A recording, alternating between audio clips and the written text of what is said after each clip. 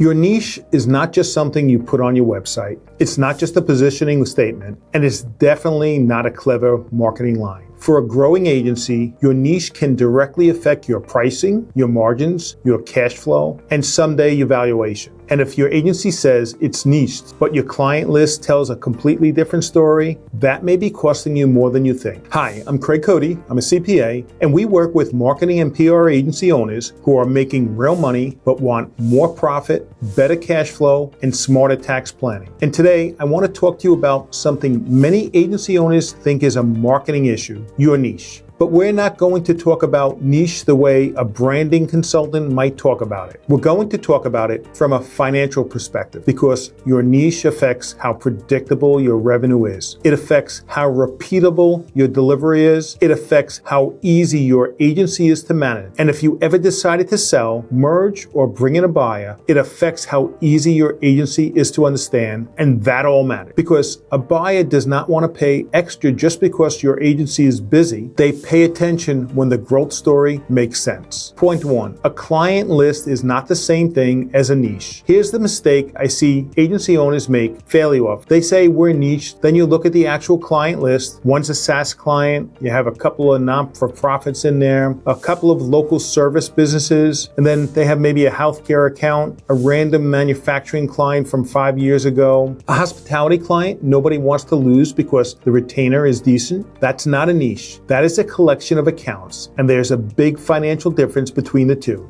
A focused agency can usually explain who it serves, what problem it solves, and why it wins.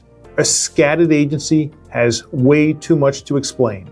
Every client has a different buying cycle. Every industry has a different language. Every product has a different delivery model. Every proposal starts from scratch, and that all creates friction, and friction costs you money. It shows up in lower margins, it shows up in inconsistent utilization, it shows up in scope creep. It shows up when your team has to keep learning a new industry every time a new client comes in along. So the first question is simple. If someone looked at your client list today, would they see a focused agency, or would they see a business that says yes to whatever comes through the door? And that may sound harsh, but it is an important question, because focus is not just a marketing decision, it's an operating decision. A real niche makes pricing easier to defend. When an agency is trying to serve everyone, pricing becomes harder. Why? Because the agency is often selling effort instead of expertise, hours, tasks, deliverables, campaigns, content, media management, PR support, website work, strategy sessions. But when you are known for solving a specific problem for a specific type of client,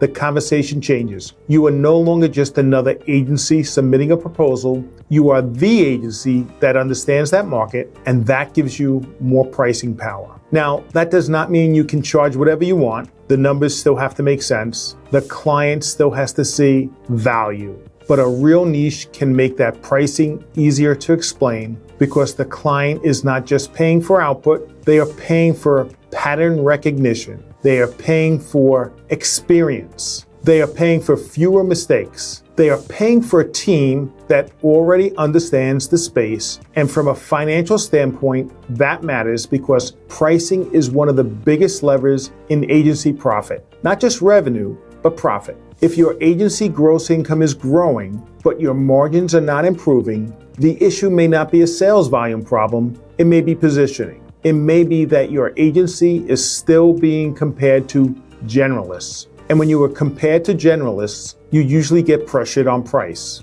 Point 3, a niche makes delivery more repeatable. And this is where the financial impact really starts to show up. A strong niche can make delivery more repeatable, and that means your team is not reinventing the wheel on every account. Your onboarding gets cleaner, your project plans become tighter, and your reporting becomes consistent. Your account managers know what to look for. Your team understands the common client objections. Your strategy process becomes less random, and that affects profitability. Because in an agency, the biggest hidden cost is often not one big expense, it's wasted time. A little extra time in onboarding, a little extra time in strategy, a little time here in revisions, and more time here educating the client. a little extra time fixing work that should have been scoped better, and you multiply that across 20, 30, or 40 clients, and suddenly your team is busy, but your profit is thin. That is why agency owners need to look at niche through the lens of delivery,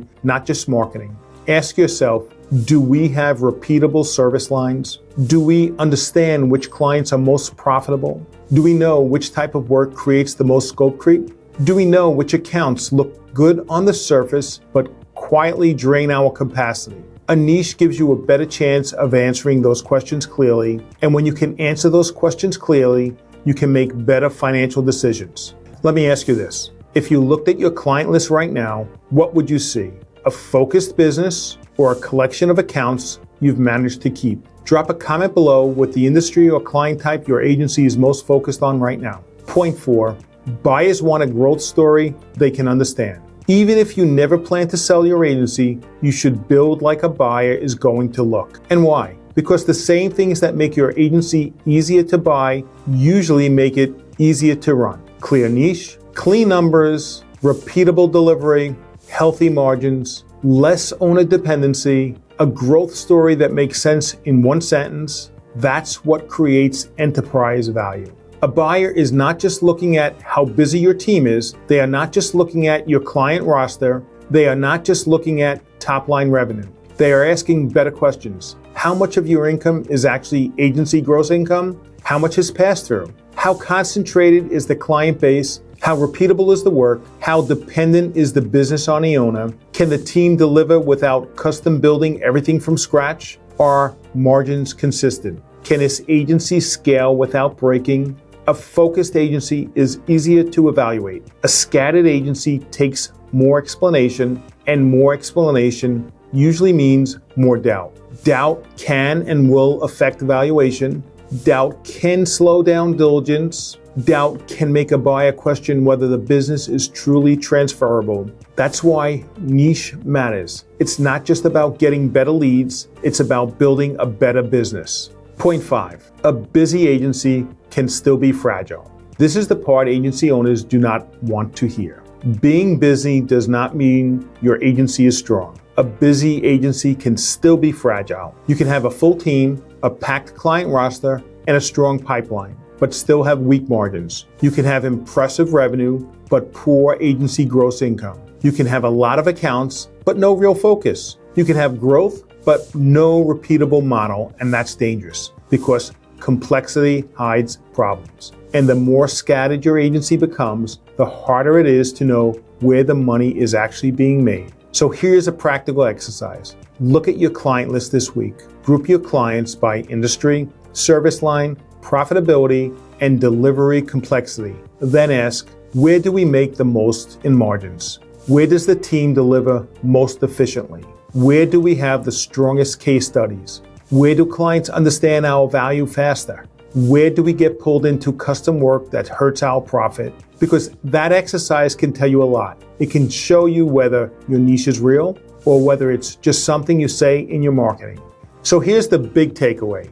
Your niche is not just a branding decision, it's a financial decision. A real niche can make your pipeline more predictable. It can make pricing easier to defend. It can make delivery more repeatable. It can make margins easier to understand. It can make hiring and training less random.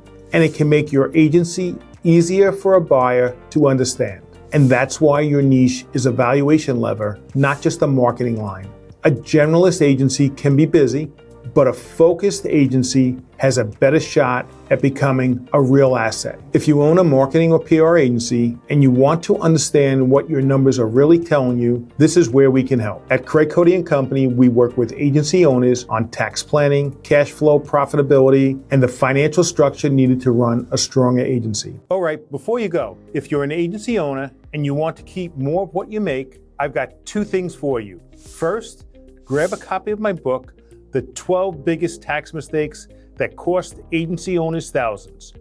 It breaks down the exact mistakes I see every day and how to avoid them. Second, if you want to see what this looks like for your business, get a free tax analysis. We'll take a look at what you're doing now and show you where you might be overpaying. And if this video helped you, Make sure you subscribe so you don't miss future strategies on tax planning, cash flow, and building a more profitable agency. I'll see you in the next video.